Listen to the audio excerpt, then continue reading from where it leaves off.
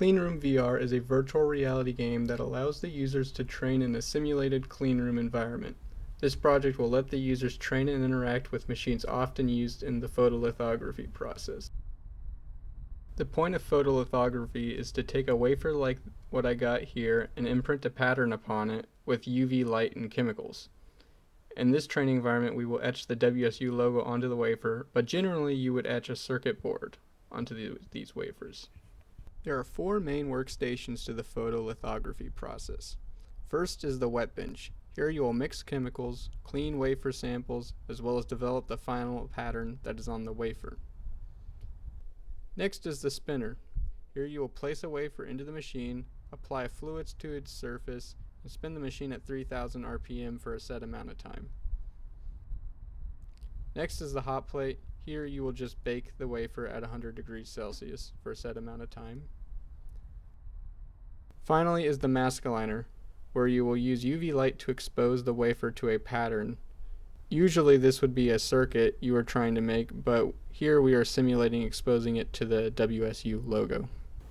We're just going to do a quick run through of each of the stations in the actual game itself. First we start at the wet bench and we'll fill 3 beakers, one with acetone, the next with IPA,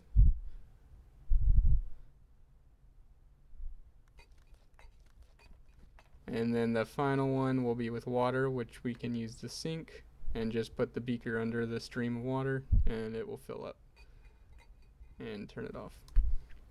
And then next we need to clean the wafer by dunking it into each of these liquids. So first the acetone, next the IPA, and finally rinse it with water.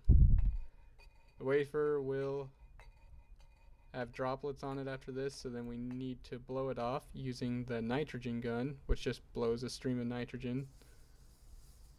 And when we point it at the wafer, all the little droplets will blow off, and the wafer is now dry. So now we'll take the wafer over to the spin machine and drop it on the stage. Try and center it nicely. And take a little bit of the AZ1518 fluid, developer fluid, and just drop it right onto the wafer, and you'll see the droplets show up on the wafer. Now make sure to close the lid, and then we need to set the settings on it to 1000 RPM. It's going to take a bit because I have to click it a bunch. And then finally we need to set the time. I'll just do a 10-second timer and turn the machine on. And the wafer will then spin and fell off, so you got to reposition it on the stage.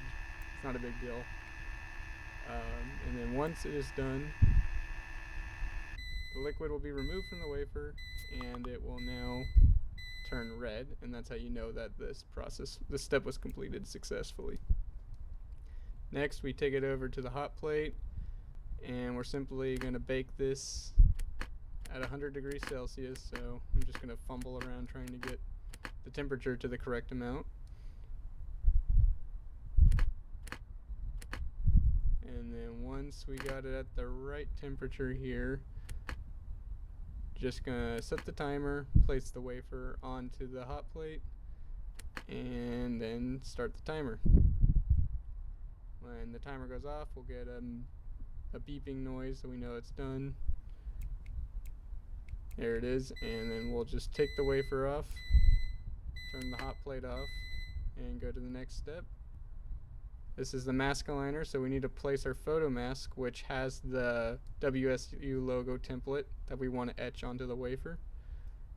And then we want to lock the rotation so that the top part can't spin. Add a timer. Turn the mask vacuum on so that it won't move the yellow plate. And then insert the wafer into the mask aligner so that we can now turn the UV light on. And then once it's exposing to the UV light, it will be getting imprinted with the logo. But the logo will not show up until we clean it in the correct chemical, which will be implemented in future steps as it's not fully functional right now. Lastly, we have the quiz wall. This is meant to test the user's knowledge on processes and equipment used in the photolithography process.